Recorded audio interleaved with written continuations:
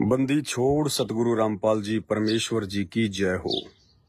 सत्साई भाई और बहनों, दया परमपिता परमेश्वर सतगुरु रामपाल जी भगवान की, जिनके शुभ आशीर्वाद से लगातार साध संगतियों के माध्यम से परमात्मा की सभी आत्माएं ज्ञान आधार से निरंतर दृढ़ होती जा रही हैं।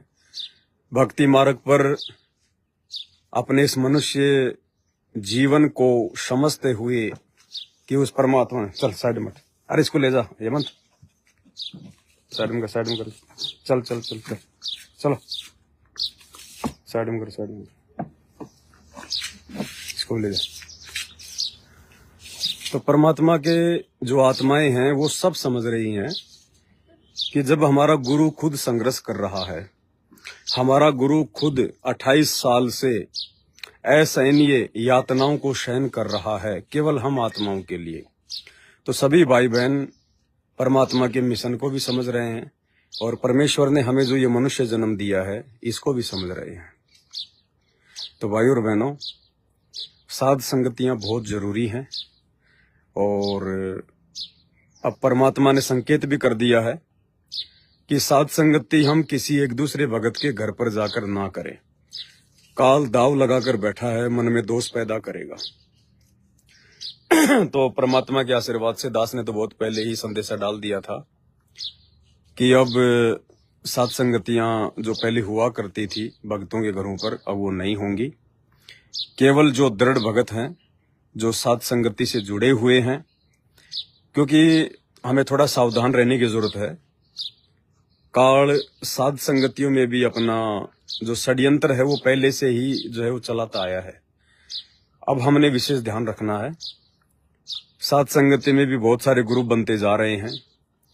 जो व्यक्ति अब इस आगे की आध्यात्मिक यात्रा में मुझ पवनदास के विचारों से सहमत नहीं होते हैं, वो अपनी मनमुखी सोच को आगे रखने के लिए और नाम तो अपना सत्सेवक ही रखवाते हैं कि हम साध संगति से जुड़े हुए हैं, लेकिन 2, 4, 5, 10 भक्तों के साथ मिलके वो अपना अलग से अपना ग्रुप चला बैठे हैं जगह जगह पे। तो हमने ऐसे लोगों से भी सावधान रहना है। और दास को परमात्मा जब भी प्रेरणा करते हैं, दास लाइव आता है, आप लोगों को साध संगतियों की सूचना दे दी जाती है। और अब परमात्मा दया करें भाई और बहनों, जितना ज्ञान परमात्मा ने भगत समाज तक पहुंचाना था और जितनी जानकारी परमात्मा ने मर्यादाओं को लेकर शंका समाधान के माध्यम से भगत समाज तक पहुंचानी थी, आप सभी भाई बहनों तक पहुंच चुकी है। अब हमने कहीं भी धक्के खाने की जरूरत नहीं है, कहीं भी हमने भटकने की जरूरत नहीं है। अब हमने अपने आप को परमात्मा की भक्ति करके विश्वासी बनाना है, दृढ़ बनाना है।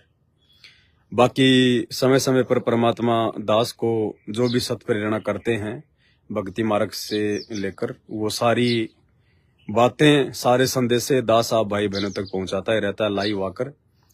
तो अब आप केवल लाइव ही जुड़े, लाइव के माध्यम से ही जो भी आगे का संदेश होगा, जानकारी होगी, आप भगत भाई बहनों को हम देंगे। तो आज रात्रि 8 बजे, आज 15 मई है, 15 मई 2024 रात्रि 8 बजे हम सभी भगत भाई बहन 1-1.5 घंटे के लिए लाइव आएंगे। कुछ एक मुद्दे जो शेष रह गए थे विशेष ऑडियो नंबर 36 में 2-4 भगत भाई बहनों ने कुछ शंकाएं जाहिर की थी। एक जिसमें पूज्य गुरुदेव भगवान ने कहा, अपनी सांसारिक माता जी का उदाहरण देते हुए कि जब मेरे शरीर की माता जी ने जब अपना शरीर छोड़ा, समय आया तो गुरुदेव के जो परिवार वाले थे वो रोने लग गए थे। इस विषय पर आज हम 1-1.5 घंटे की साथ संगति करेंगे नाइट में। तो आप सभी भगत भाई बहन आज 15 मई 2024 को रात्रि 8 बजे दास के इसी Facebook page Pawan Das is live पर लाइव जरूर जुड़े। और एक बहन थी, उसने कोई शंका वंका भेजी थी हल्की सी।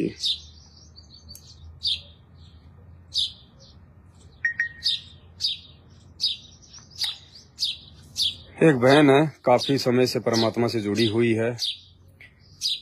अब भाई और बहनों, इस प्रकार की नादानी देखकर हमें बड़ा दुख होता है कि आत्माएं इतने दिनों से परमात्मा सतगुरु रामपाल जी भगवान का सत्संग सुन रही हैं, ज्ञान सुन रही हैं, साध संगति से भी जुड़ी हुई है। फिर भी भाई और बहनों, इस ज्ञान को समझ पाना कोई सामान्य बात नहीं है। परमात्मा की वाणियों को समझना ये कोई सामान्य बात नहीं है, कोई बच्चों का काम नहीं है।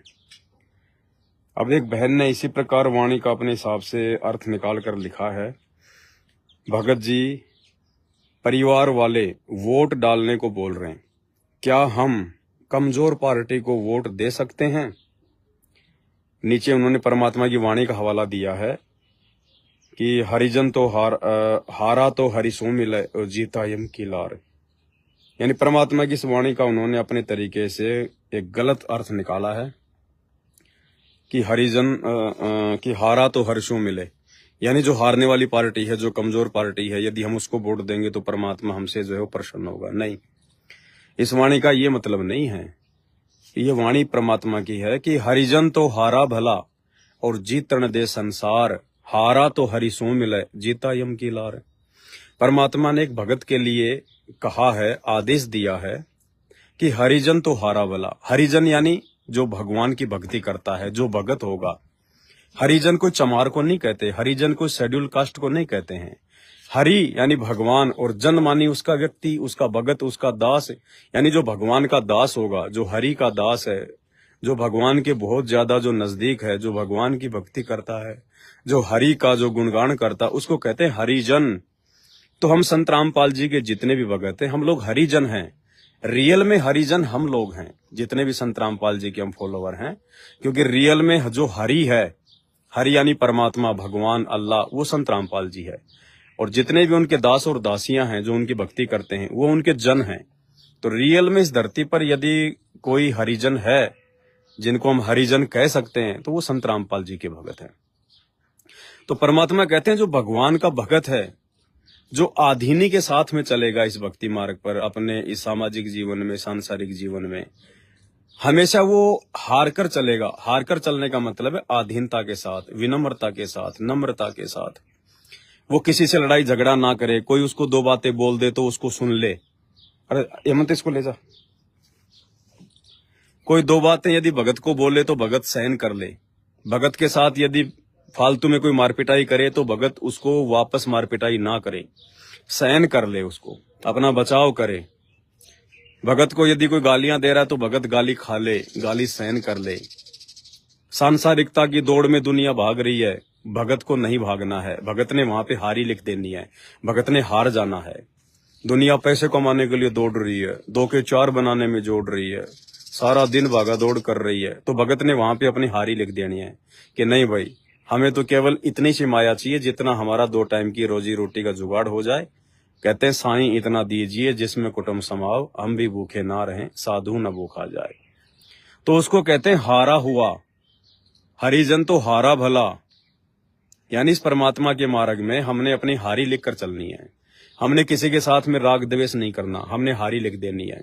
कोई हमारे को ओछा मंदा बोलता है, गाली निकालता है, कोई हमारे को नीचा दिखाने का प्रयास करता है, तो हमने हारी लिख देनी है कि ठीक है भैया, तुम अपना नाम करो, तुम अपनी इज्जत को 7वें आसमान पर लेके जाओ। हम तो नीचे ठीक है, हम तो जमीन पर ठीक है, हम तो हाथ जोड़कर चलेंगे, गर्दन नीचे करके चलेंगे। उसको कहते हैं हरिजन तो हारा भला, यानी जो अपनी हारी लिख दे, जो हार मान ले संसार के लोगों के आगे, उनकी बकवादों के आगे, जो हार मान ले, उसको कहते हैं हरिजन तो हारा भला और जीतने दे संसार। दुनिया जो कर रही है उनको करने दो अज्ञानता में। हमने तो दुनिया के आगे अपनी हार मान लेनी है, क्योंकि हमें भगवान समझ में आ गया, हमारे को ज्ञान समझ में आ गया। अब हमने दुनिया की देखा देखी, उनके कंपटीशन में आगे नहीं बढ़ना है हमने। तो कहते हैं हरिजन तो हारा भला जीतन दे संसार, हारा तो हरिसो मिले और जीता यम की लार। जो अपनी हारी लिख देगा, जो संसार की बकवादों के आगे हार जाएगा, यानी ज्ञान आधार से उसकी इच्छा ही नहीं होगी सांसारिक इन बकवादों की, उसको कहते हैं हार जाना। तो कहते हैं ऐसा यदि कोई व्यक्ति होगा, ऐसा यदि कोई भगत होगा, तो परमात्मा की नजरों में उसकी इज्जत बढ़ जाएगी, वो परमात्मा के हृदय में समाने के लायक हो जाएगा। परमात्मा उस हारी लिखने वाले भगत को अपने चरणों में जगह दे देते हैं। हारा तो हरिसो मिले, ऐसा यदि कोई भगत होगा, आधीन होगा, दास होगा, विनम्र होगा, तो कहते हैं वो हरि से मिलेगा, यानी उसको परमात्मा की प्राप्ति हो जाएगी, उसको मोक्ष की प्राप्ति हो जाएगी। और जितण दे हारा तो हरिसु मिले, जितण दे संसार, हारा तो हरिसु मिले और जीता यम की लार। और जो बिल्कुल गर्दन ऊपर करके चलते हैं, अहंकार में चलते हैं, भगवान का नाम लेते नहीं हैं, कोई समझाए तो उनकी बातें नहीं मानते हैं, बात बात पर लोगों के साथ में लड़ाई झगड़ा, छोटी छोटी बातों को लेकर फसाद, तो कहते हैं उनको तो फिर काल पकड़ के ले जाएगा, जीता यम की लार। उनको जीतने दो जगत वालों को, उनको फिर काल पकड़ के लेके जाएगा। तो इस प्रकार इस वाणी का मतलब है ये। अब इतने दिनों से आप बहन परमात्मा का ज्ञान सुन रही हो और फिर भी आप इन वाणियों को कहाँ क्या सेट करना है, इन वाणियों के माध्यम से परमात्मा हमें क्या समझाना चाह रहे हैं, वो आप जी समझ नहीं रहे। अपने अपने हिसाब से चलोगे तो बात नहीं बनेगी। परमात्मा कहते हैं सब सुमरे अपने अनुमाना, तो गति लखी न जाए, कहे कबीर कृपया कर जन पर ज्यों की त्यों समझाए। तो ये परमात्मा की सामान्य से दिखने वाली वाणियां भी संकेतों में हैं, कोड वर्ड में हैं, तत्व ज्ञान युक्त हैं। इनको कोई ये ना सोचे कि हम तो बस हमें हमारे गुरुजी ने बता दिया और हमने समझ लिया। परमात्मा की एक वाणी के सैकड़ों अर्थ निकलते हैं, सैकड़ों अर्थ जगह जगह पर। तो बहन जी वोट तो हमने वैसे ही नहीं डालना है, हमारा वोट का लेना देना क्या? वोट डाल के हमारे को यहाँ पे गधा बनना है क्या? उस राजनेता के पाप कर्म हमने अपने सिर पर लेने हैं क्या? हमने तो भक्ति करके अपने पाप कर्मों का भार अपने सिर से उतारना है। और तुम इनको वोट डालकर, क्योंकि वोट तुम जिसको डालोगे, भाई कोई राजनेता बनेगा, कोई मंत्री बनेगा, कोई विधायक बनेगा, तो कैसे बनेगा? आप लोगों की वोट से बनेगा। आप लोगों का वोट मतलब आप लोगों का समर्थन। अब मान लीजिए वो व्यक्ति जीत गया, अब जीतने के बाद वो कोई भंडारे तो करेगा नहीं, वो कोई समाधि लगा के तो बैठेगा नहीं। राजनेता है, दुनिया में सबसे बड़े झूठे, सबसे बड़े करप्ट जो होते हैं वो राजनेता होते हैं। राजनेता का कभी विश्वास नहीं किया जा सकता है। एक आम कहावत है कि वैश्या पैसे लेकर कम से कम थोड़ा बहुत तो सुख प्रदान करती है लोगों को, राजनेता तो वो भी नहीं करते, टोटल हजम कर जाते हैं। यानी वैश्या से भी गिरा हुआ है, बताया राजनीति को परमात्मा ने, वैश्या से भी जो है वो गिरा हुआ। अब यदि आप उनका समर्थन करेंगे, आप उनको वोट देंगे, वो जीतेगा। अब जीत के क्या करेगा वो? जिन जिन लोगों ने उसको फाइनेंशियली सपोर्ट किया है, उसको पैसे दिए हैं चुनाव के लिए, उनमें से कोई तो दारू के ठेके का फार्म भरेगा, कोई बूचड़ खाने का फार्म भरेगा, कोई शराब की फैक्ट्री का फार्म भरेगा, कोई बियर की फैक्ट्री का ठेका लेगा। अब उसकी मजबूरी है उन लोगों को वो ठेके देना, उन लोगों को वो सुविधाएं प्राप्त करवाना, क्योंकि उन तमाम लोगों ने उस राजनेता को चुनाव में आर्थिक सहयोग किया है।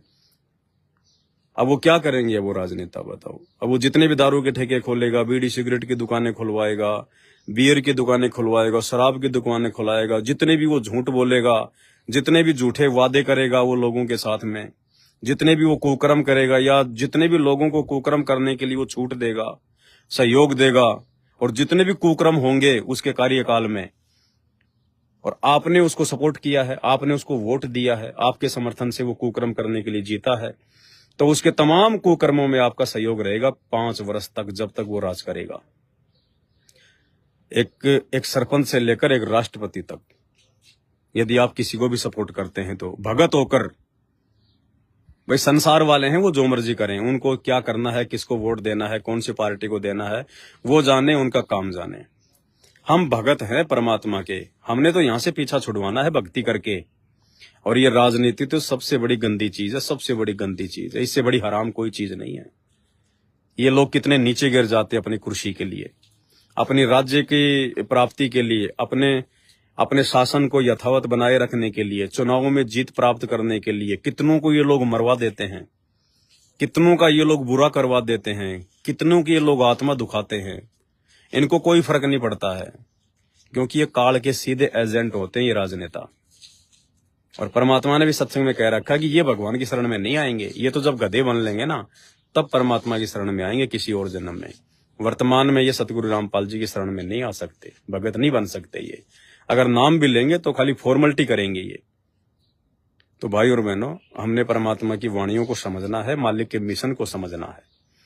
दुनिया ने नेता चुनना है, दुनिया चुन लेगी, हमें कोई लेना देना नहीं। कोई भी बने, हम तो अपनी मेहनत का खा रहे हैं, वो राजनेता थोड़ी दे रहा हमें।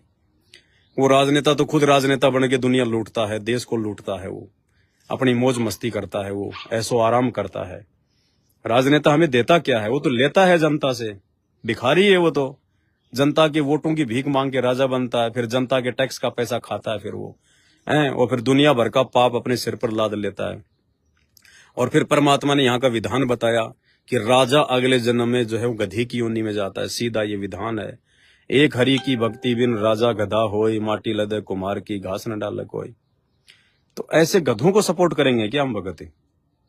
तो ये तो कॉमन सेंस की बात है। परमात्मा हर चीज को खोल के थोड़ी बताएंगे। इन चीजों को समझने के लिए भगवान ने हमारे को ये सत्संग दिए हैं, तत्व ज्ञान दिया है, ऊपर से भगवान ने सत्संगति से जोड़ दिया। तो अब भी यदि हम नहीं समझेंगे, उस परमात्मा के मकसद को नहीं समझेंगे, फिर हम काहे के भगत हैं? क्यों भक्ति कर रहे हैं? फिर हम तो ड्रामेबाजी कर रहे हैं, खाली फॉर्मेलिटी कर रहे हैं। फिर हम तो, हमें को डर ही नहीं है कि ये मनुष्य जन्म छूट गया तो क्या होगा, फिर हमारे साथ में क्या बनेगी हमारे साथ में। परमात्मा कितने दुखी हो रहे हैं, कितने परेशान हो रहे हैं। जेल में बैठकर भी परमात्मा को सुख चैन नहीं है, वहां से भी उन्हें हमारी चिंता है। एक एक घंटे के, डेढ़ घंटे के सत्संग जेल से भेज रहे हैं भगवान, और हम अपनी भक्ति को लेकर जरा भी जो है वो चिंतित नहीं है। भाई ऐसे बात नहीं बनेगी, समय निकल जाएगा। आज जैसे बंगाल वाले सुरजीत दास भगत जी को, अब सबकी अपनी अपनी भक्ति होती है।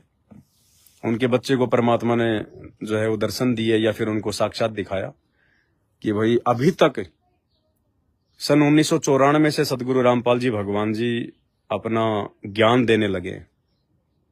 आज 2024 हो गई, 28-30 साल हो गए, और उसको परमात्मा ने बताया कि अभी तक सतलोक के लिए केवल 40 या 50 आत्माओं का ही सिलेक्शन हुआ है।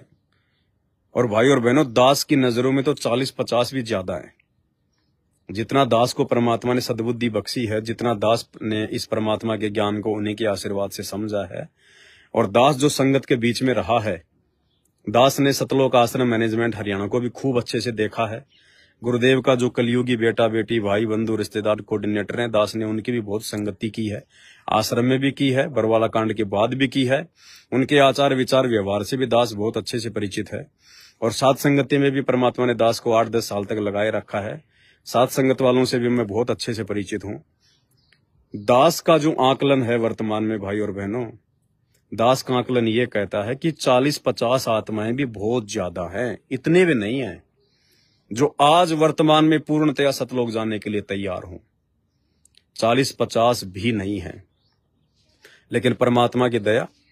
लेकिन आगे फिर उस भाई ने बताया कि बाद में जब विमान को जब परमात्मा लेके गए, तो बहुत सारे आत्माओं को जिनको परमात्मा ने सेलेक्ट किया था, उनको भी परमात्मा ने छोड़ दिया कि तुम अभी पूरी तरह से सतलोक जानने के लिए योग्य नहीं हो, और अपनी भक्ति करो, फिर तुम्हें मैं किसी और जन्म में जो है संभालूंगा। ये हकीकत है भाई और बहनों, ये हकीकत है। और ठीक किया उस भगत जी ने नाम नहीं बताया, बहुत अच्छा किया उन्होंने। जो परमात्मा ने जिन जिन आत्माओं को मतलब जो सेलेक्ट किया है सतलोक के लिए कि हाँ ये आत्माएं बिल्कुल मेरे ऊपर आश्रित हैं, समर्पित हैं, ये अब मुझसे दूर नहीं हो सकती, चाहे कुछ भी हो जाए, ये भक्ति से दूर नहीं हो सकती अब। तो उन आत्माओं का नाम उन्होंने नहीं बताया, बहुत अच्छी बात है। वरना बाकी जो आत्माएं हैं फिर उनके मन में दोष पैदा हो जाता है, शंका पैदा हो जाती है। और दास ने भी उनसे नहीं पूछा, ना मुझे पूछने की आवश्यकता है भाई और बहनों, क्योंकि मुझे भी जानने की आवश्यकता नहीं है। वो तो मालिक का काम है, वो किसको लेकर जाएंगे किसको लेकर नहीं जाएंगे। इस वीडियो को देखने के बाद भी एक दो भगत भाई बहनों को शंका हो गई। दास के पास उन्होंने मैसेज किया कि भगत जी, आज परमात्मा ने जो लिस्ट निकाली है तो उसमें केवल 40 से 50 भक्तों का नाम है, और भगत जी क्या ये फाइनल लिस्ट है? क्या इसके बाद में परमात्मा किसी को लेकर ही नहीं जाएंगे अब? तो देखो भाई और बहनों, ऐसा नहीं है। दास आप लोगों को पहले भी कहता आया है कि छटनी हमेशा होती रहेगी, छटनी हमेशा होती रहेगी। जिस प्रकार स्कूल में एडमिशन तो हजारों बच्चे ले लेते हैं, लेकिन आगे की जो क्लास है उसमें जाने के लिए कौन कौन योग्य है, उसके लिए हर साल एग्जाम होते हैं।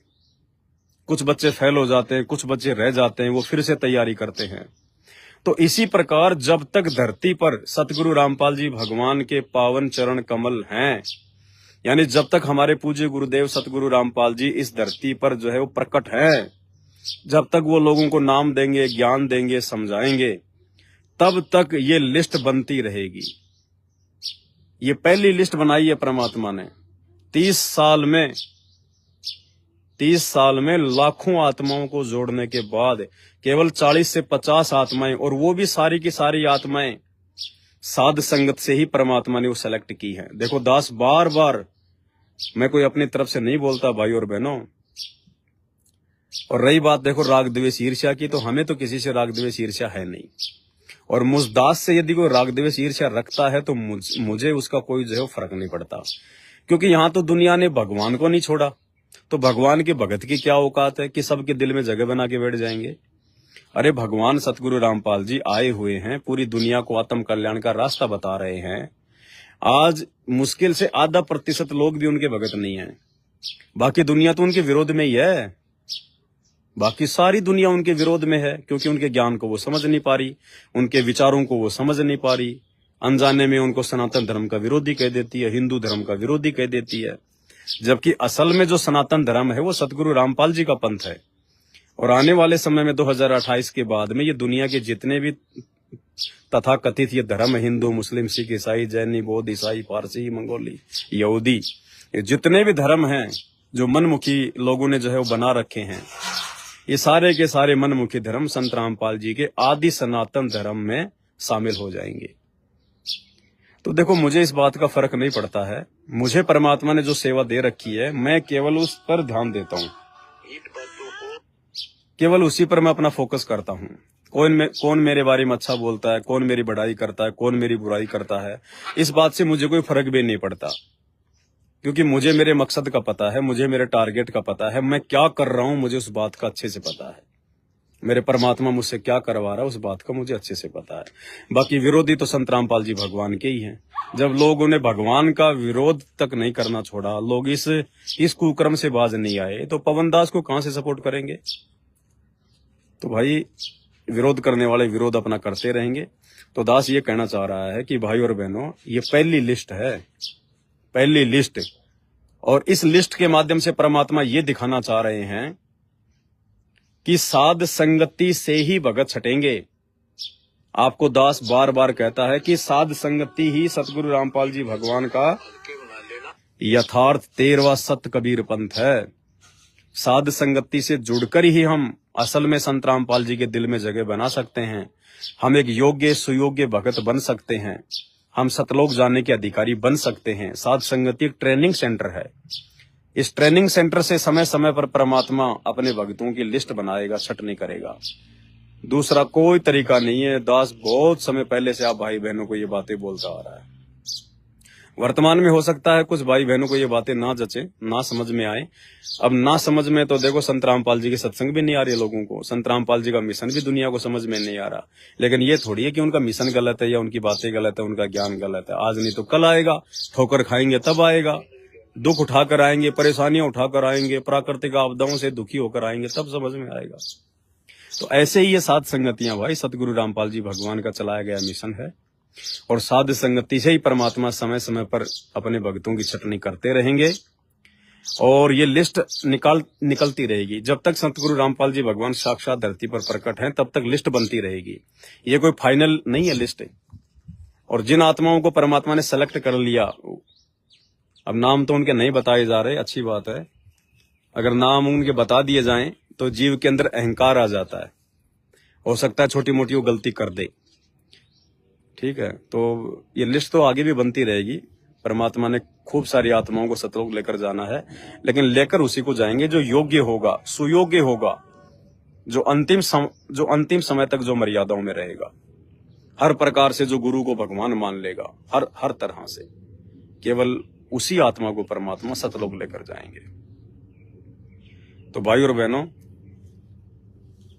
ये साध संगति ही मोक्ष का मार्ग है, और सतलोक आश्रम मैनेजमेंट हरियाणा से परमात्मा ने एक भी आत्मा को नहीं चुना, एक भी आत्मा को, सारे के सारे परमात्मा ने साध संगति से चुने हैं। अब देखिए, सतलोक आश्रम मैनेजमेंट हरियाणा दावा करता है कि संत रामपाल जी के 5 करोड़ भगत है। चलो मान लिया आपकी बात, 5 करोड़ भगत है। 5 करोड़ में से परमात्मा ने कितने भक्तों को चुना? केवल 50 भक्तों को। 5 करोड़ में केवल 50 भक्तों को। और यही परमात्मा की वाणी कहती है कि ये संसार विघन की घाटी, कोई निकलेगा बिरला सूर।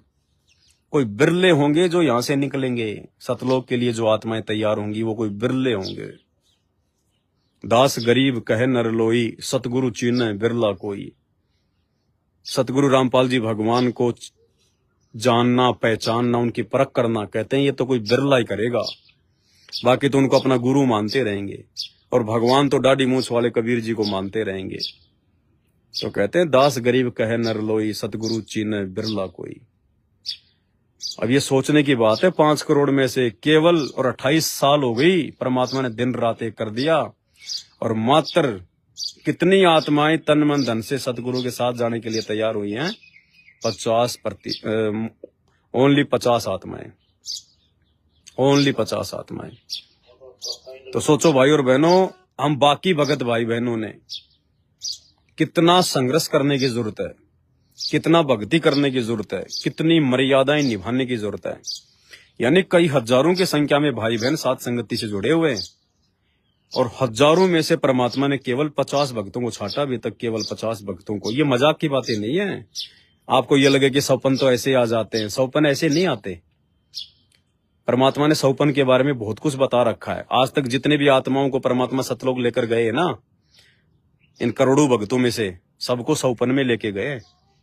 आप जितने भी इंटरव्यू सुनेंगे ना, सब यही कहेंगे कि रात को परमात्मा आए, मुझे सतलोक लेकर गए, मुझे वहां घुमाया, मुझे ये घुमाया। आप इंटरव्यू सुन लेना आप सबके। परमात्मा आत्मा लेकर जाता है, ये शरीर थोड़े लेके जाएगा जो खुली आंखों से लेकर जाएगा। ऐसा थोड़ी कि आप बैठे और परमात्मा हाथ पकड़ के लेके जाएगा। परमात्मा आत्मा को लेके जाएगा, और आत्मा को परमात्मा जो है सौपन में लेके जाता है। वो सौपन ही है भैया, वो सत्य है। जिस सौपन में सतगुरु रामपाल जी भगवान के दर्शन हो गए, वो सत्य सौपन है। उसमें रिंचक भी झूठ नहीं है। बस उस सौपन को समझने की जरूरत है, समझने की। अरे अर्जुन सरजुन को भी तो परमात्मा ने सौपन में कहा था कि भाई अर्जुन सरजुन, मेरी आत्मा गरीबदास जी गांव छुड़ाने में आ चुका है, तुम आ जाना वहां पे, नाम दीक्षा ले लो उससे। सौपन में तो कहा था अर्जुन सरजुन को, तो क्या वो झूठ था क्या सौपन? तो परमात्मा जिस सौपन में आ जाए वो सत्य ही होता है, वो झूठ नहीं होता है। क्योंकि परमात्मा का कोई दूरूप नहीं है, परमात्मा कोई झूठ नहीं है, परमात्मा कोई जो है वो छल कपटी नहीं है। परमात्मा केवल पूरी पृथ्वी पर एक है, पूरी सृष्टि में, पूरे ब्रह्मांडों में केवल एक है, और वो सत्य है, वो अविनाशी है, वो नूरी है, वो झूठा नहीं है। इसलिए सतगुरु रामपाल जी भगवान जिसके सौपन में आ गए, वो हकीकत मान लेना। ये बहुत गहरी बातें हैं। अभी तो नॉर्मल चीजें नहीं समझ पा रहे भाई बहन, ये आगे की बातें कहां से समझ पाएंगे। तो भाई और बहनों, कहने का मतलब है, इन 50 भक्तों के अलावा बाकी आत्माओं ने कितनी कोशिश करनी है, कितना प्रयास करना है। उनके तो छोड़ दो, सतलोक आश्रम मैनेजमेंट हरियाणा वालों की तो बातें छोड़ दो, वो तो कचरा है। उनकी तरफ तो परमात्मा ने देखा तक नहीं। गुरुदेव ने सुरजीत भगत जी के बच्चे को जो सौपन में दिखाया, तो सुरजीत भगत जी के बच्चे ने बताया कि मैनेजमेंट वालों की तरफ तो गुरुजी ने देखा तक नहीं, नाराज थे। और साध संगत में जो हजारों भगत भाई बहन थे, उनमें से केवल परमात्मा ने 50 को छांटा। तो सोचो बाकी जो भगत भाई बहन जो साध संगति में जुड़े हुए हैं, वो भी अभी उनको कितना और ज्यादा संघर्ष करना है, कितना ज्यादा उनको भक्ति करनी पड़ेगी, उनको मर्यादाओं में रहना पड़ेगा, हर प्रकार से उनको परमात्मा को जो है वो प्रसन्न करना पड़ेगा, कितनी कोशिश करनी पड़ेगी। ये बेड लगा लिया घर पे, फॉर्मेलिटी के लिए नहीं लगते बेड। परमात्मा को परमात्मा मान के लगाया जाता है। 3 समय का भोग, अब जल्दबाजी में बेड तो लगा दिया, अब भोग लगाते आ रही है दिक्कत है। ऐसा नहीं चलता भाई। कोई भी क्रिया करो तो उसको अंत तक निभाना पड़ता है, और सच्ची श्रद्धा के साथ में निभाना पड़ता है। इस भक्ति मार्ग में फॉर्मेलिटी नहीं चलती, क्योंकि ये सत्य मार्ग है। हमें सत्य लोक में जाना है, हम सत्य साहिब की भक्ति कर रहे हैं। बाकी आज रात्रि 8 बजे, आज 15 मई 2024 रात्रि 8 बजे भगत भाई बहन लाइव जुड़िए। छोटी मोटी परमात्मा की ज्ञान चर्चा करेंगे। अगर ये चर्चाएं होती रहेंगी तो आत्मा को अपनी खुराक मिलती रहेगी, जानकारी मिलती रहेगी। भक्ति मार्ग पर हम दृढ़ होकर चलते रहेंगे।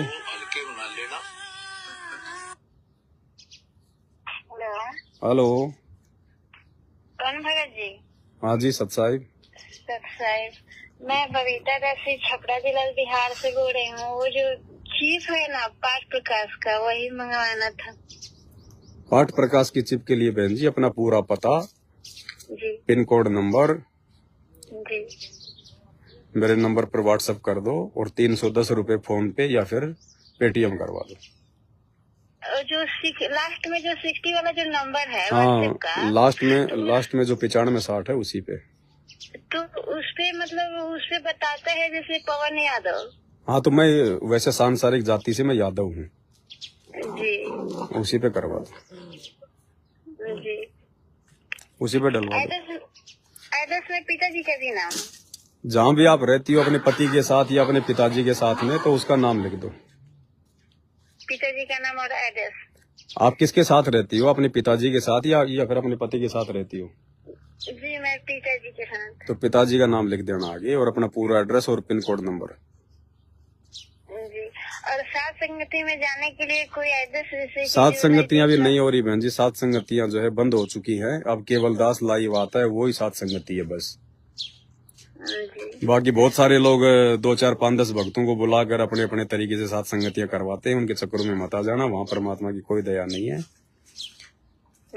यानी परमात्मा ने दास को निमित्त बना के सात संगतियां शुरू करवाई है। तो दास से मन मुटाव करके यदि कोई सत्सेवक बन के सात संगतियां यदि करता है तो बहन जी वहाँ पे परमात्मा का आशीर्वाद नहीं है। हाँ बाकी तो देखो अपने पिछले जन्म के भक्ति संस्कार से परमात्मा उनको सौपन में भी आएंगे, भाई उनके काम भी बनेंगे। लेकिन इसका मतलब ये नहीं कि वर्तमान में जो है भगवान उनके साथ में है।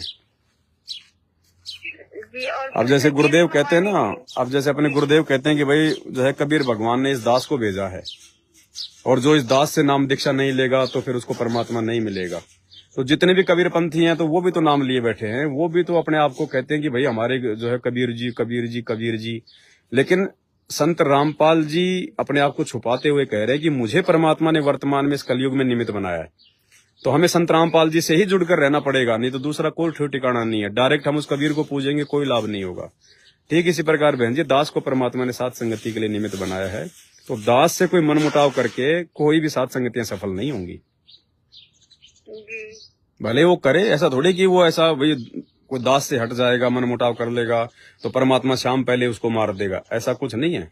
ये तो सबके अपने अपने संस्कार हैं। ये तो जगत वाले भी तो खूब खा रहे हैं पी रहे हैं नाच रहे हैं, वो तो नाम भी नहीं जानते परमात्मा का। तो ये तो अपने अपने संस्कार हैं। ठीक है तो आप अपना पूरा एड्रेस वो भिजवा दो, परमात्मा की दया से आपको कोरियर लगवा देंगे। और जैसे मेरे फैमिली में और कोई जैसे नाम लेना चाहता है तो मेरे फैमिली में और लोग नाम लेना चाहता है अभी परमात्मा का सत्संग सुनाओ उनको और उनको संकल्प दीक्षा दिला दो। अगर कोई मालिक से जुड़ना चाहता है तो संकल्प दीक्षा दिला दो उनको, है ना। अभी पहले ज्ञान को तो समझ ले अच्छे से, जब परमात्मा आएंगे तो नाम दीक्षा ले लेंगे। बाकी नाम लेके लोग बंदर बने हुए, सारा नाम तक लेके लोग बंदर बने हुए, उनकी दुर्गति हो रही है बहन जी। नाम लेने मात्र से कोई भगत थोड़ी बन जाता है कि नाम ले लिया तीनों बस मैं तो मोक्ष का अधिकारी हो गया। बिना ज्ञान बिना भक्ति चलेगी नहीं, चाहे कोई सा भी नाम ले लो। तो परमात्मा नहीं आते हैं तब तक ज्ञान को अच्छे से समझो, संकल्प दीक्षा ले लो, नियम निभाओ, इन बुराइयों से बचो। आते ही परमात्मा नाम दीक्षा की दया कर देंगे। और जैसे और लोग जैसे गांव के कुछ लोग जो सत्संग सुनना चाहते हैं तो मैं सोचती हूँ उनके लिए जैसे कुछ मतलब व्यवस्था करने के लिए, मान लीजिए कि भोग लगाकर प्रसाद बांटने के लिए और उन लोग को सत्संग सुनाने के लिए, तो उन लोगों के लिए मतलब कोई रूल? ऐसा कुछ नहीं बहन जी, कोई सत्संग सुनना चाहता है तो बहुत अच्छी बात है, उनको सत्संग सुना दो, है ना। लेकिन एक भंडारे का लालच देके या हलवे का लालच देके हमने किसी को सत्संग नहीं सुनाना है। आप जी भोग लगाती हो और आपके घर पे यदि कोई बैठा है तो उसको हलवाराम दे दो। बाहर किसी को हलवा जो है बांटने के लिए नहीं जाना हमने। हाँ जिसके मेरे घर पे आना चाहता है लोग, जैसे कि हम आरती सुनने के लिए और प्रसाद खाने के लिए, तो उन लोग के लिए कोई दिक्कत नहीं। जो आता है उसको दे दो, चाहे वो रोज आए, कोई दिक्कत नहीं। लेकिन हमने बाहर जाके नहीं दे के आना। कोई आता है आपके घर पे तो उसको चाहे भंडारा भी कराओ, हलवाराम का प्रसाद भी दो, उसको सत्संग भी सुनाओ, उसमें कोई दिक्कत नहीं है। जैसे मतलब वो लोग जगत वाले हैं तो वे लोग मतलब हर क्रिया मतलब रूल के अलग मतलब अलग नियम के खिलाफ कर रहे हैं, तो वे लोग के मतलब जैसे कि आएंगे तो कोई मतलब हानि नहीं है। ना ना ना, देखो वो तो अभी तक जो आदमी ज्ञान ही नहीं समझेगा वो बुराई कहाँ से छोड़ेगा। लेकिन आप उनसे ये प्रार्थना कर लो कि जैसे आप यहाँ पे सत्संग सुनने आते हो तो उस समय आप यदि कोई बीड़ी सिगरेट गुटखा खन्नी खाते हो तो वो अपना अपने घर पे छोड़ के आया करो, हमारे घर पे मत लेके आया करो। यहाँ आओ तो अपना आराम से अपना हाथ धो के आप उनको बैठाओ, फिर आप उनको अपना जो प्रसाद वगैरह है वो दो, आप उनको परमात्मा का जो है वो सत्संग सुनाओ। गंदी चीज लेके नहीं आना, उनको ये बोल दो बस। और जो परमात्मा का जो प्रसाद है, जैसे जो भोग लगाया जाता है, तो उसमें से तो नहीं दिया जा सकता है ना, जो लोग नाम वो सारा एक ही है बहन जी, सारा एक ही है। जो परमात्मा को भोग लगाते हैं ना, उससे ज्यादा जो पवित्र होता है वो जो बचा हुआ होता है ना बहन जी, वो होता है। हम तो ये सोचते हैं कि हमने जो गुरु जी को भोग लगा दिया बस वो प्रसाद बन गया। नहीं, गीता जी क्या कह रही है, ध्यान से सुनो, परमात्मा का विधान क्या कह रहा है कि परमात्मा को भोग लगने के बाद जो बचा खुचा जो प्रसाद खाया जाता है वो होता है अमृत, है कि नहीं? जो बचा खुचा होता है ना परमात्मा को भोग लगने के बाद, भाई वो तो परमात्मा ने ग्रहण जो है वो कर ही लिया। अब वो सूक्ष्म रूप में ग्रहण कर रहे हैं परमात्मा, इसलिए हमारे को दिख रहा कि वो बच गया। बाकी परमात्मा को भोग लगने के बाद में रसोई में जो बाकी हलवाराम जो भंडारा राम है वो असल में प्रसाद होता है। तो वो हम किसी को भी दे दें, ऐसे कोई दिक्कत नहीं है, क्योंकि मालिक का एक रूल है, 3 दिन का जो पाठ प्रकाश होता है ना जो आश्रमों में, उस समय जो प्रसाद दिया जाता है जो भक्तों को, वो प्रसाद हमने किसी जगत वालों को जो है वो नहीं देना है, क्योंकि वो विशेष शब्द शक्ति से युक्त होता है ना। बाकी हम अपने घर पर जो परमात्मा को छोटी या बड़ी भोग की आरती के साथ भोग लगा रहे हैं, हलवे का भंडारे का, वो हम दे सकते हैं, चाहे जगत वाला हो, चाहे अड़ोसी हो, चाहे पड़ोसी हो, जो भी हमारे घर पे आएगा हम उसको वो दे सकते हैं बहन जी। और जो मतलब गुरु जी के भोग लगाया जाता है वो जो लोग नाम भी चले हैं वही सिर्फ मतलब प्रसाद, कोई भी खा लो, कोई दिक्कत नहीं है।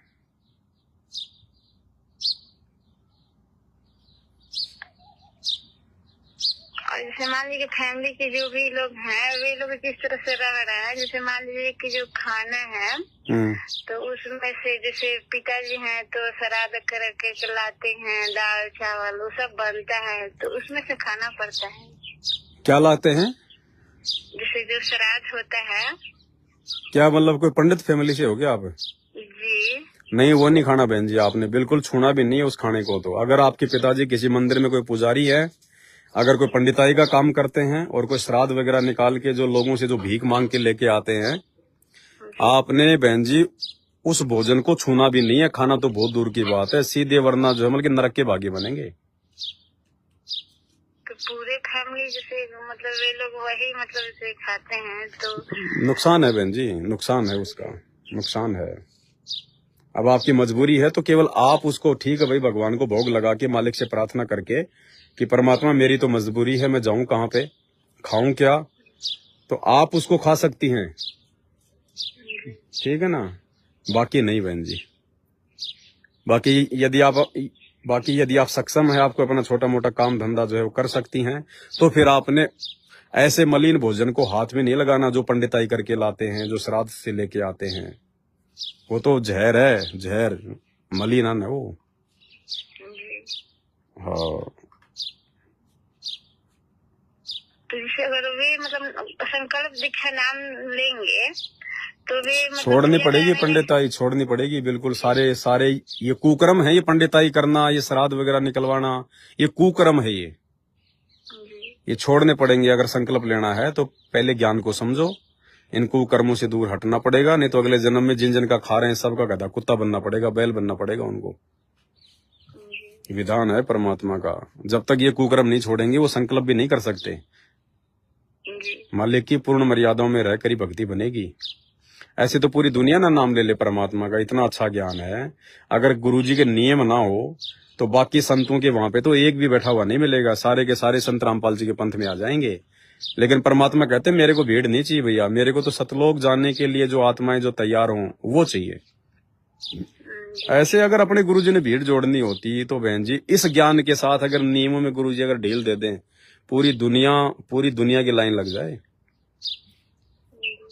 लेकिन ऐसा नहीं करना ना परमात्मा को, मालिक का अपना कोई स्वार्थ नहीं है ना, वो तो आत्म कल्याण के लिए आए हैं बहन जी। तो आत्म कल्याण के मार्ग में जो नियम है वो तो प्रथम है।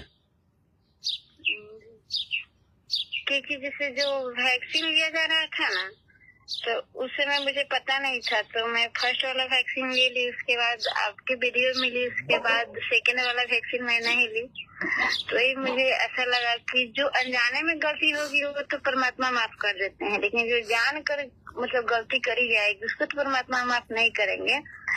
तो मुझे ऐसा लगता है कि कहीं ना कहीं जो मेरे पिताजी जो लाते हैं उसमें से मैं खाती हूँ, तो ये कहीं ना कहीं जानबूझकर मैं गलती कर रही हूँ। गलती तो हो रही है बहन जी। देखो, जैसा खाओगे अन्न वैसा होगा मन, जैसा करोगे आहार वैसे होंगे विचार।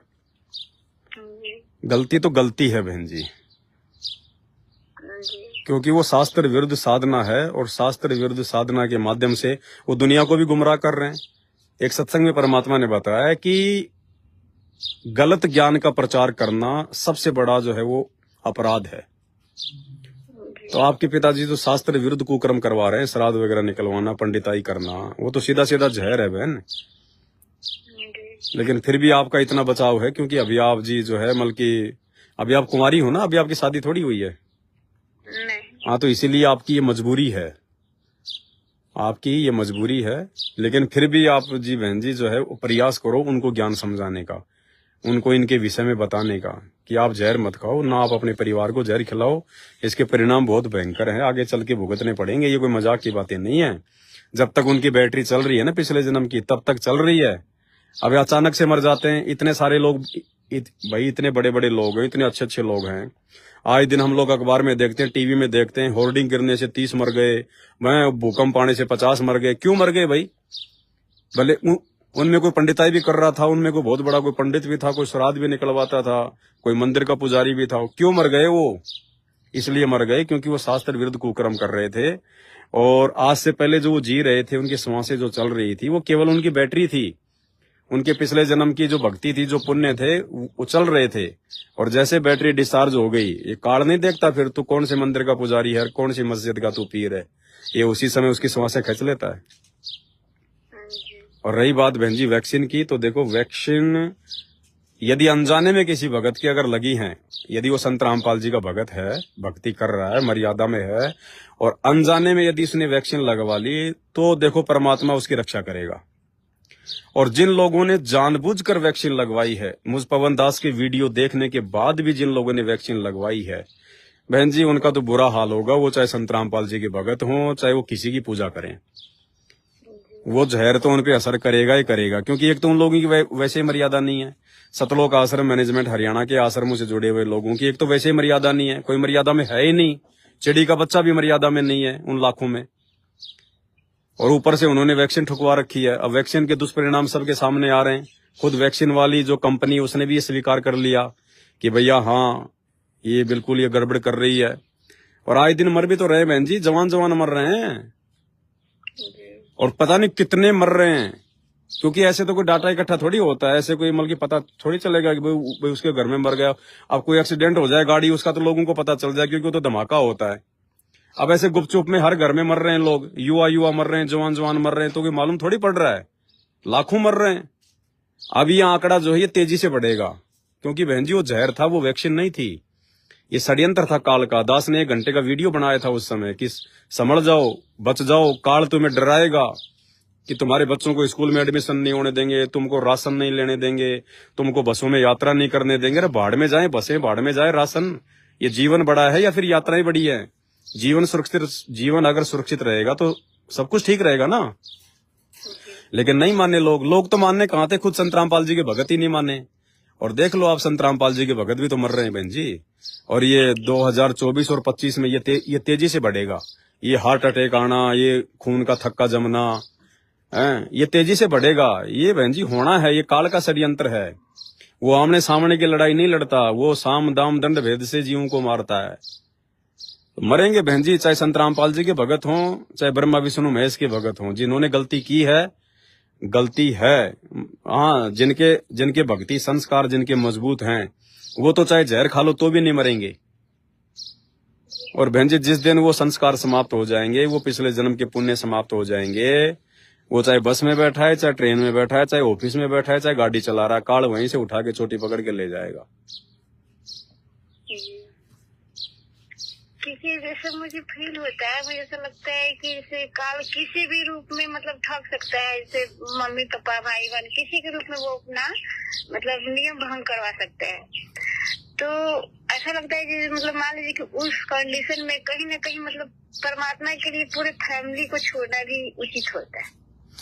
देखो, अगर परिस्थितियां यदि यहाँ तक आ जाएं, यदि परिस्थितियां यहाँ तक आ जाएं कि आपका परिवार आपकी भक्ति में बिल्कुल बाधक बन चुका है, आपको ठंडा पानी भी नहीं पीने दे रहा है, उस समय बहन जी हमने उस परिवार को त्यागने की सोचनी है। बाकी छोटी मोटी बातों को लेकर, छोटे मोटे लड़ाई झगड़ों को लेकर, छोटे मोटे मनमुटाव को लेकर परिवार त्यागना महामूर्खता है। क्योंकि आप छोड़ तो दोगे, आप जल्दबाजी में छोड़ तो दोगे, लेकिन फिर क्या करोगे? फिर अपने किसी भगत भाई को फोन करोगे, अपने किसी भगत बहन को फोन करोगे, फिर परमात्मा तुमसे नाराज होगा। अगर भगवान के लिए छोड़ा है तो फिर भगवान पे आश्रित होना पड़ेगा। फिर भक्तों का आसरा मत तको, भक्तों को फोन मत करो। फिर अपने दिमाग में पहले ये मत लाओ कि मैं 5 दिन वहां रह लूंगा, मैं 15 दिन वहां रह लूंगा, फिर परमात्मा नाराज हो जाएगा। फिर आपका घर छोड़ना, आपकी हालत हो जाएगी धोबी के कुत्ते वाली, ना घर के ना घाट के। मीरा बाई ने अंत में दुखी होकर, देखो मीरा ने बहुत संघर्ष किया, मीरा ने अपने परिवार को नहीं त्यागा, उसने मार पिटाई भी खाई, उसने गालियां भी खाई। अंत में जब नौबत यहां तक आ गई कि बिल्कुल रहने नहीं दे रहा था, तब मीरा ने उस परमात्मा के आश्रित होके अपना वो घर बार छोड़ के वो जोमल की वृंदावन चली गई। मीरा ने अपने किसी भगत भाई को फोन नहीं किया, मीरा ने अपने किसी भगत भाई से कोई संपर्क नहीं किया, ना उसने अपने किसी भगत भाई के आश्रित होकर कि मैं उस भगत के चली जाऊंगी, मैं उस भगत के चली जाऊंगी। सुना आपने कभी मीरा ने जब घर छोड़ा तो वो किसी भगत के घर पे रही थी? उसने भगवान के लिए छोड़ा और भगवान के नाम पे छोड़ा और पूर्ण विश्वास करके छोड़ा, तो परमात्मा ने उसकी व्यवस्था करी फिर वहां पे साधु संतों के बीच में। अब हम लोग घर छोड़ने से पहले अपने 5 भक्तों के नंबर तो अपने मोबाइल में लेके चलते हैं कि ये नहीं तो ये काम आएगा, ये नहीं तो ये काम आएगा, तो वहां परमात्मा पीछे हाथ खींच लेगा। जैसे द्रौपदी को अहंकार था कि दुशासन मुझे कैसे नंगा कर देगा, मेरे 5 पति बैठे हैं। तो जब तक उसको अपने पतियों पर विश्वास था तब तक भगवान ने उसका चीर नहीं बढ़ाया, तब तक उसकी बेइज्जती होती रही। और जब उसने देख लिया कि यहाँ तो कोई किसी का नहीं है, तब वो भगवान पे आश्रित हुई कि परमात्मा अब तो मेरी इज्जत आपके हाथ है। तब परमात्मा जी ने, सदगुरु रामपाल जी भगवान ने सूक्ष्म रूप बनाकर उसका चीर बढ़ाया। तो ये जल्दबाजी के फैसले लेना ठीक नहीं भक्ति मार्ग में बहन जी। क्योंकि परमात्मा तो सब कुछ देखते रखते हैं कि हाँ जी मतलब क्या मतलब भावना है, मतलब कहीं ना कहीं मतलब परमात्मा के प्रति समर्पण है या नहीं है। तो उस समय ऐसा लगता है कि कभी लगता है कि काल भगवान मतलब ये अपनी ओर आकर्षित करने के लिए ऐसी मतलब समस्याएं मतलब, या फिर लगता है कि नहीं परमात्मा कहीं ना कहीं परीक्षा ले रहा है। फिर सोचते हैं कि परम भगत जी कहते हैं कि मतलब, तो मुझे लगता है कि जैसे गुरु जी जब परीक्षा लेते हैं तो भी तो समझ में आता है कि हाँ जी यहाँ पे हम नियम मतलब ऐसे मर्यादा नहीं पालन किए जिस तरह से ऐसे हुआ, या फिर नियम मतलब पालन कर रहे हैं सही से जिस कारण से काल भगवान को अच्छा नहीं लग रहा है, उनको लग रहा है कि हाँ जी इसको भक्ति से भटका दो, है ना। तो वही उस समय ऐसा लगता है कि हमको मतलब किसका सुनना चाहिए। तो गुरु जी बताते हैं तो वैसे हमको जैसे जितना सुनना आता है उतना करते हैं। फिर हमको लगता है कि पवन भगत जी सही बताते हैं, वैसे तो मतलब कोशिश तो करती हूँ, लेकिन जब तक परमात्मा एहसास नहीं दिला देते हैं तब तक मुझे वैसा कुछ भी नहीं करना है जो मतलब मेरा मन कहे, क्योंकि मन तो काल के रूप में बैठा है। तो इसलिए मुझे ऐसा लगता है कि आत्मा की सुननी चाहिए, और आत्मा की सुनने के बाद ऐसा लगता है कि चलो अब तो मतलब कहीं ना कहीं परमात्मा मतलब ही कुछ करेंगे, दूसरा कोई विश्वास दुनिया में है मतलब रहना भी किसी की चाहिए, सब तो काल का मतलब सब जाल है।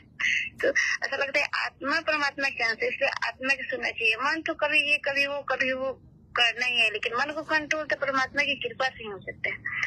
इसलिए ऐसा लगता है कि दुनिया में अगर किसी को सुनना है तो मतलब परमात्मा की यानी कि आत्मा की। तो वही मुझे ऐसा लगा कि भाई किस तरह से भक्ति मतलब करनी चाहिए घर पे रह कर। तो उसमें मैं जब कर रही थी पूजा तो आप बता रहे थे कि सिर्फ गुरु जी की मतलब भक्ति करनी है और लोगों को उस फोटो को हटा देना है।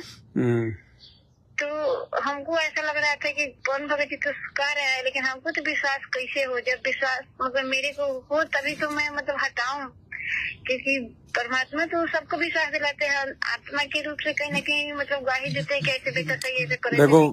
देखो बहन जी ऐसा है, अब मान लो आप वो अंधे और सामने से कोई हाथी आ रहा, पागल हाथी सूंढे लाता हुआ मारने के लिए, और आपसे कोई आदमी कह दे, कोई आंखों वाला कि हट जा, रास्ते से हट जा, सामने से हाथी आ रहा है, मारेगा। अब आपको नहीं, जब तक मुझे विश्वास नहीं होगा, जब तक मैं हाथी की आवाज नहीं सुन लूं, तब तक मैं नहीं हटूंगी। तो बहन जी, आवाज सुनने के भरोसे तो फिर मरोगी, फिर तो हाथी उठा के सूंड की मार के साइड में पटकेगा।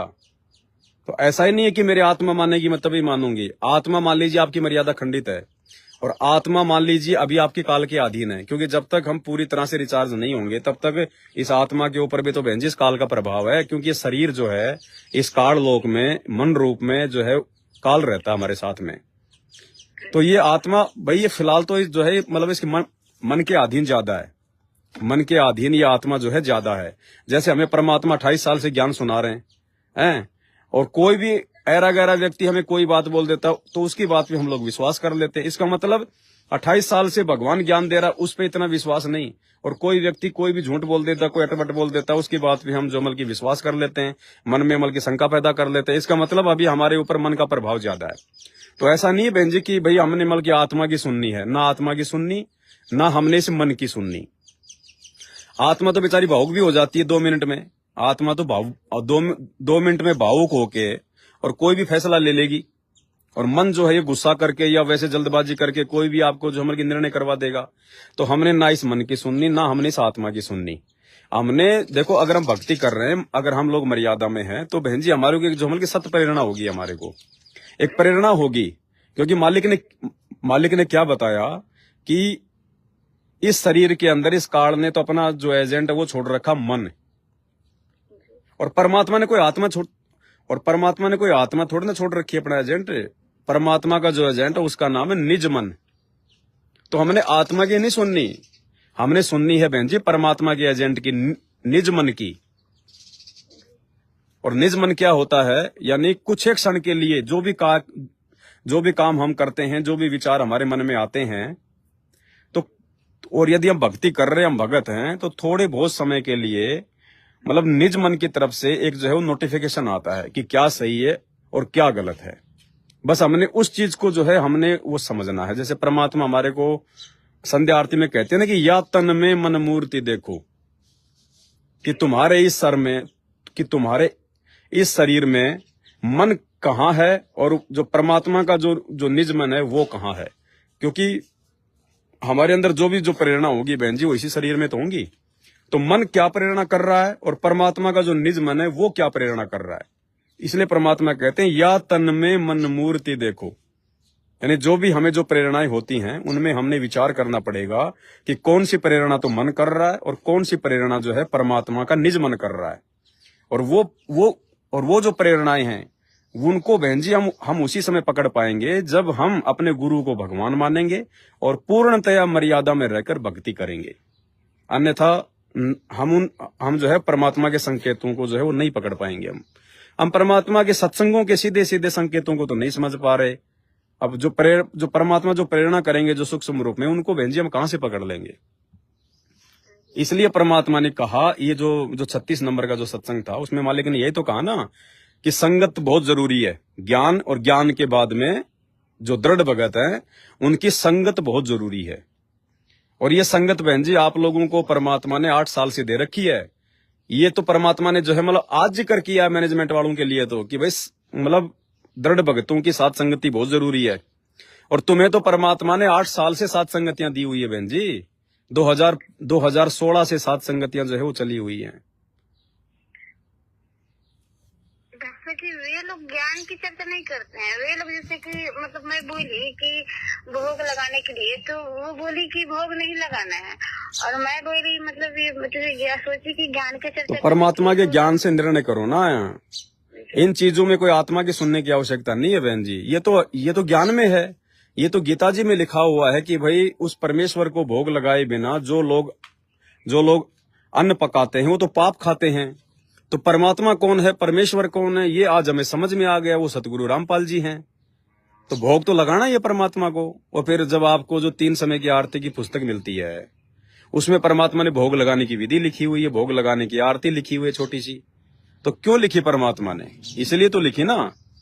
भक्ति बोध में सारी आरतियां हैं। 3 समय की आरती है, अन्नदेव की आरती है, क्यों लिखी परमात्मा ने? और लास्ट में फिर भोग की आरती है। जब सारी आरतियां कर रहे हैं तो फिर हम लोग मतलब भोग क्यों नहीं लगा रहे, भोग की आरती क्यों नहीं कर रहे? क्योंकि आज से पहले हम संत रामपाल जी को भगवान मान ही नहीं रहे थे, इसलिए हम लोग उनको भोग नहीं लगा रहे थे। अब परमात्मा ने हमारी बुद्धि खोली, अब हमारे को जो है भगवान समझ में आया कि भगवान तो संत रामपाल जी हैं, तो फिर हमने भोग लगाना शुरू किया। तो परमात्मा ने तो पहले से भोग की आरती हमारे को दी हुई है, लेकिन हम अपनी नासमझी के चलते भगवान को ना पहचान कर भोग नहीं लगा रहे थे। तो इसमें कोई आत्मा की या मन की सुनने की जरूरत नहीं है कि भोग लगाना चाहिए या नहीं लगाना चाहिए। ये बातें तो परमात्मा ने अपने सत्संगों में स्पष्ट कर रखी हैं। अब आश्रमों में परमात्मा जब 3 दिन का पाठ होता था तो दाढ़ी मूछ वाली फोटो को सामने रख के उसको भोग लगाते थे। क्यों? अब क्या करे भाई, जब कोई संत रामपाल जी को परमात्मा मान ही नहीं रहा, उनको भगवान मान ही रहा, जब उनको कोई भगत जो है वो कबीर देव मान ही नहीं रहा, तो संत रामपाल जी की तो मजबूरी है दाढ़ी मूछ वाले को भगवान मान के भोग लगाना, इस मार्ग को आगे बढ़ाना, हमारे को ज्ञान समझाना। क्योंकि जब हम उनको भगवान नहीं मान रहे और वे कहें कि मैं भगवान हूं, तो फिर हम तो सत्संग ही सुनना जो है वो बंद कर देंगे।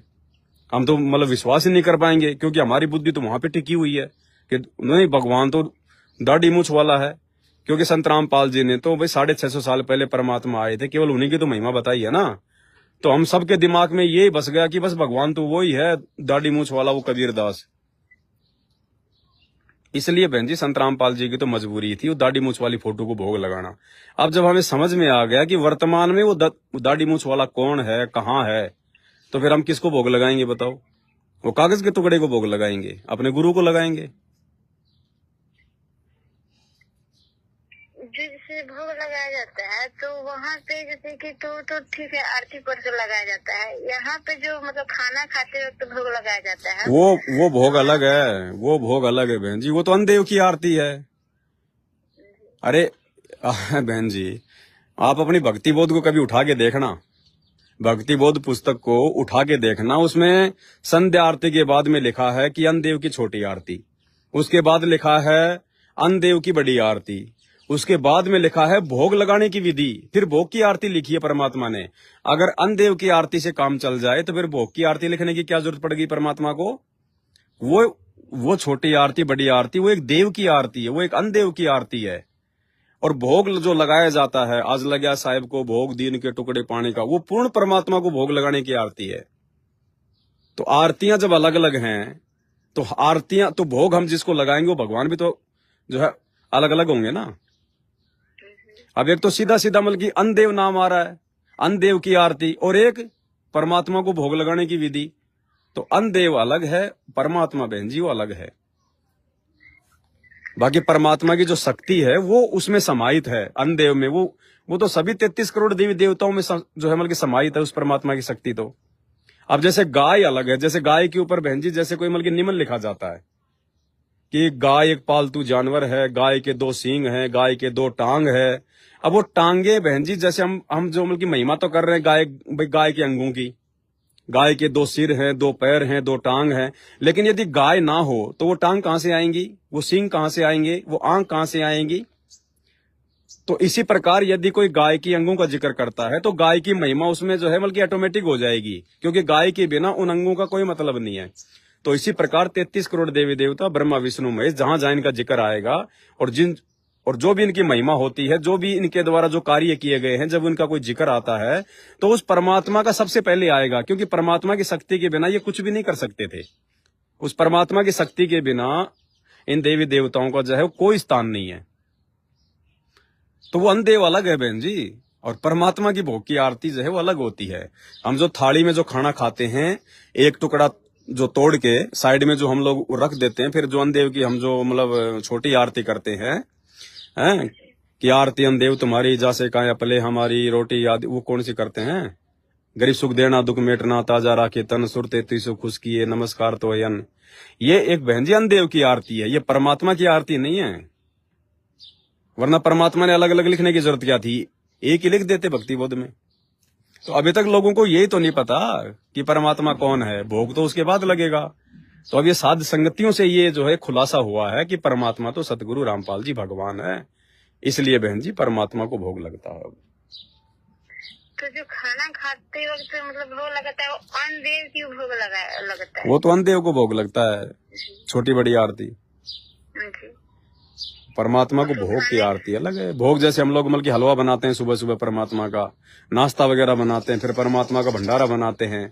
वो जब हम परमात्मा को भोग लगाते हैं और जब हम उसमें परमात्मा का सबसे पहले जो है मंगलाचरण करते हैं, फिर हम परमात्मा से अरदास करते हैं कि हे परमपिता परमेश्वर, सारी सृष्टि के रचनहार, कुल मालिक कबीर परमेश्वर सतगुरु रामपाल जी भगवान, आप जी का भोग प्रसाद तैयार है, आप अपनी पवित्र रचना से इसे पवित्र करने की जो है कृपा करें। हे परमेश्वर, आप भोग लगाते समय, भोग की आरती करते समय यदि हमसे कोई त्रुटि हो तो हमें तुझसे जानकर क्षमा करें। हे परमात्मा, आप अपनी पवित्र रचना से आप इसको पवित्र करें। उसके बाद फिर जो परमात्मा का जो आता है शब्द, आज लग्या साहिब को भोग दीन के टुकड़े पानी का, वो होती है भोग की आरती, वो अलग है। गीता जी में जो कहा गया है ना कि उस पूर्ण परमात्मा को भोग लगाए बिना जो अन्न खाते हैं वो पाप का भोजन खाते हैं, तो ये है वो आरती जिस आरती के साथ उस परमात्मा को भोग लगाया जाता है।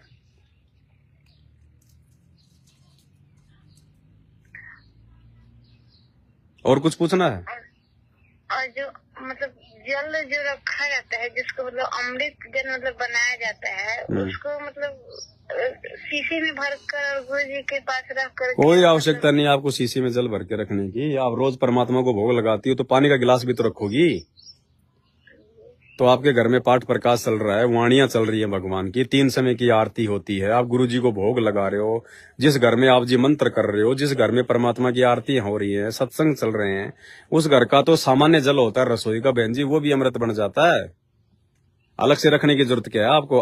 अलग से केवल हमने परमात्मा के विधान अनुसार उनका जो चरणामृत होता है केवल वो लेना है अलग। बाकी तो अमृत अमृत है भगत के घर में, तो चाहे कोई भी पानी हो। अब हमें ऐसा थोड़ी लगेगा कि हमने जो परमात्मा को भोग लगाया जो जलराम का, अब उसको हम चखेंगे तो वो तो बिल्कुल मीठा मीठा लगेगा, ऐसा नहीं है बहन जी। वो सूक्ष्म प्रभाव होता है परमात्मा की भक्ति का। परमात्मा अपना आशीर्वाद देते हैं, सूक्ष्म होता है वो।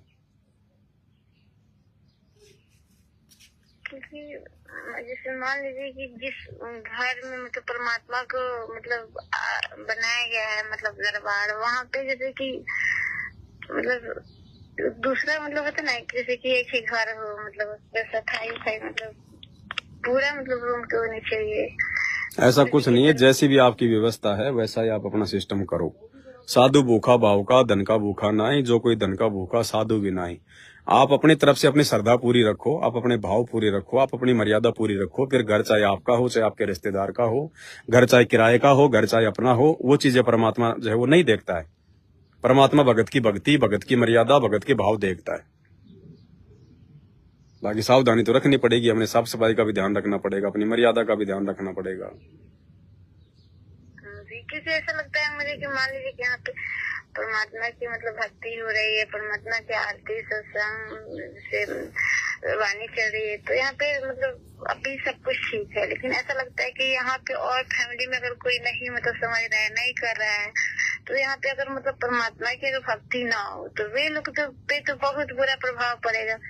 इसका भी मतलब डर लगता है कि कोई प्रभाव नहीं पड़ता बहन जी, हमारे ऊपर उनका प्रभाव नहीं पड़ेगा, हमारी भक्ति का उनके ऊपर जरूर प्रभाव पड़ेगा। क्योंकि हमारी जो भक्ति है वो है हलवा, और बाकी जो भक्ति है वो है बहन जी सामान्य भोजन। तो सामान्य भोजन की जो है कोई मल की महक नहीं आती है, लेकिन जब हलवा बनाते हैं तो पड़ोसियों तक उसकी महक जाती है।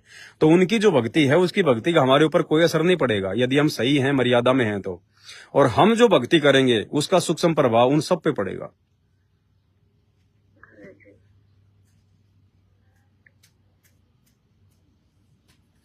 ठीक है बहन जी, आरती का टाइम हो गया, 6:30 बज गई।